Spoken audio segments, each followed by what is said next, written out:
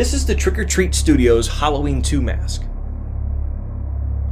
After dozens of horrible replicas over the years, we finally have a screen-accurate Myers mask that we can be proud of, and one for a decent price as well. You see, there are so few icons of horror that are so simple, yet so unnerving, as the mask of Michael Myers. But why is it so scary? If it was so effective, why did the look of the mask change so drastically over the course of the series? And whatever happened to the original Michael Myers mask? Thanks to Halloween fans around the web, we've pieced together, best we can tell, the definitive history of how Michael Myers found his iconic look and then lost it along the way.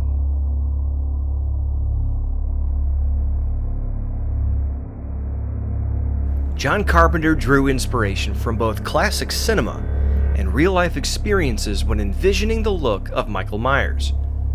A burn victim's mask in 1960's Eyes Without a Face. The catatonic stare of a psychiatric patient in a hospital. Blank, pale, emotionless face and the blackest eyes, the devil's eyes. Art director Tommy Lee Wallace found two strong choices to meet Carpenter's simple description: Emmett Kelly and Captain Kirk. The Emmett Kelly called back to the clown outfit young Michael wore in the beginning of the film, but the Kirk matched Carpenter's vision the most. Wallace removed the sideburns and eyebrows, enlarged the eye holes, darkened and styled the hair into a demented mess, and spray painted the mask white, which all ratcheted up the creep factor just a bit more.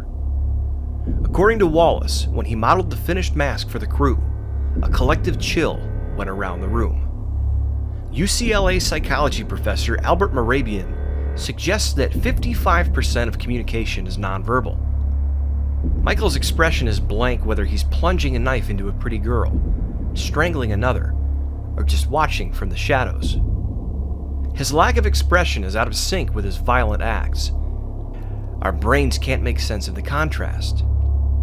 We begin to project our own fears onto the mask, and that nothing becomes everything we fear. The human face of the mask also falls into what robotics professor Masahiro Mori calls the uncanny valley. The more lifelike robots, dolls, or other images appear, the more we like them, until a certain point between human-like and near-human where we find them absolutely disturbing. The uncanny valley. Making this worse, multiple masks were used during filming, causing the appearance to vary throughout the film. A more detailed look was used in close-ups and most of the main shots in the movie, while 2 or 3 other more generic ones were used for stunts and far shots. The mask was passed from Nick Castle to Wallace to Tony Moran to John Carpenter himself in different scenes, its features distorted further based on who was beneath it. Michael was often shot out of focus or obscured from view. This, along with wear and tear from filming, prevents us from accurately pinning down what the mask looks like in our mind. These powerful psychological nuances help make Halloween one of horror's most terrifying film experiences. When Halloween 2 became a reality, there wasn't enough time for Don Post Studios to make another set of masks, so they just used the originals from the first film, which weren't cared for very well. Rumor has it that when Deborah Hill, producer of the original film, unearthed her copy from a box under her bed, the latex was already starting to rot. Over the course of filming Halloween 2, the masks became dirtier, and Wallace's unconventional spray paint application wore off. The mask is flesh-toned in certain scenes, a departure from the original concept. However, the grime and deterioration matched the grittier tone of Halloween 2. Stunt legend Dick Warlock played the shape in Halloween 2. His head was rounder and wider than Nick Castle's, which further distorted the look of the mask. Halloween 2 was intended as Michael's final film, so he took the main mask with him when production wrapped, wearing it at appearances for several years after. Under his care, or lack thereof, the mask deteriorated to an unrecognizable shell of its former self. It was sold to a private collector in the late 2000s. Nobody knows for sure what happened to the other copies. Warlock claims they were burned in the Tramer and finale scenes, though one is claimed to be stored in the estate of an unnamed producer of the original Halloween. Officially, the only known surviving copy resides in a private collection in Tiffin, Ohio.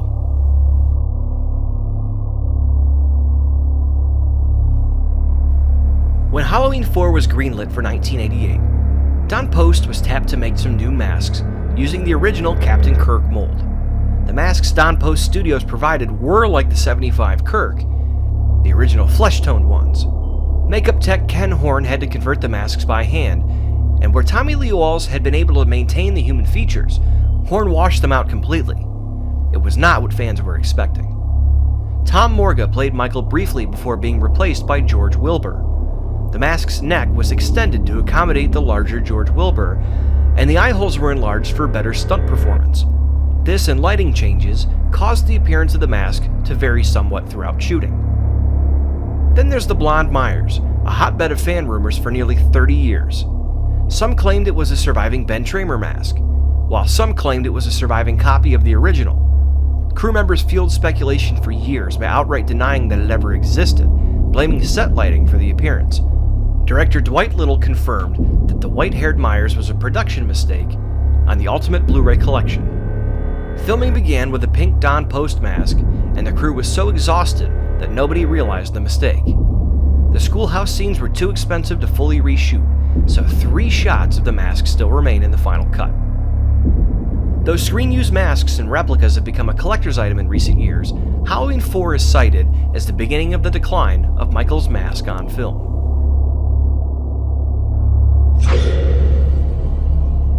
Halloween 5 director Dominique Othenin-Girard asked K&B Effects to come up with an angrier-looking face, and Greg Nicotero designed the mask after his own. The mask was gray with a mane of long hair.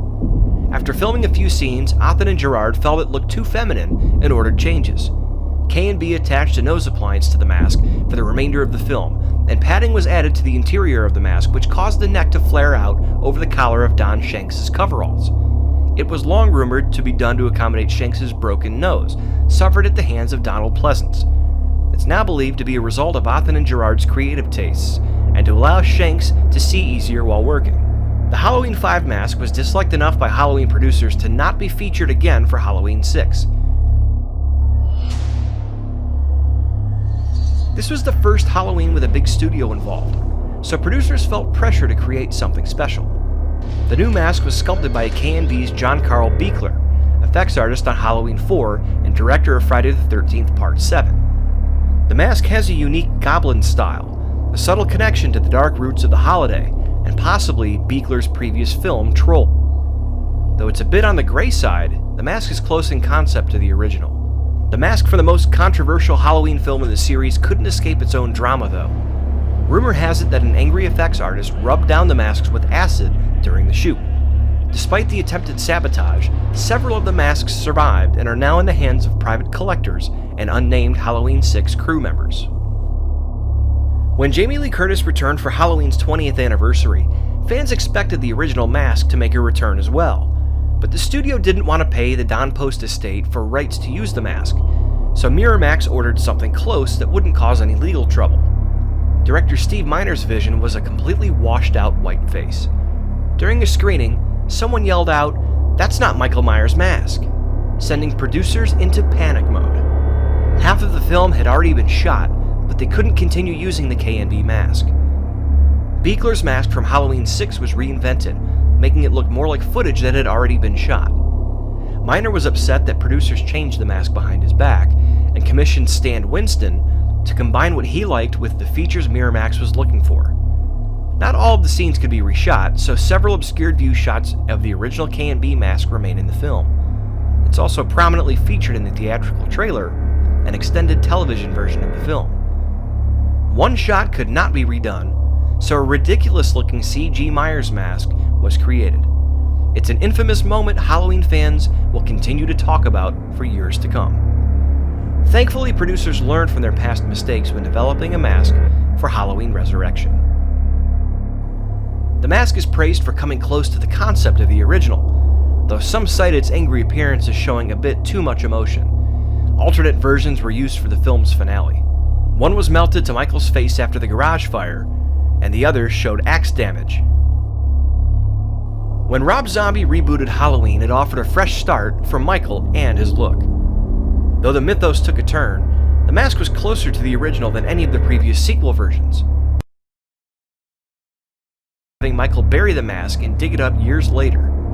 The deterioration not only reflects the state it was stored in, but Michael's mental state as well. With Rob Zombie's sequel, the mask continued to deteriorate further. Tattered and broken, it's reflective of Michael's mental state in the film. Though another departure from the original, it would be logical given the events of the previous film. For the 2018 Halloween reboot, Michael's mask had a similar style to Rob Zombie's Halloween.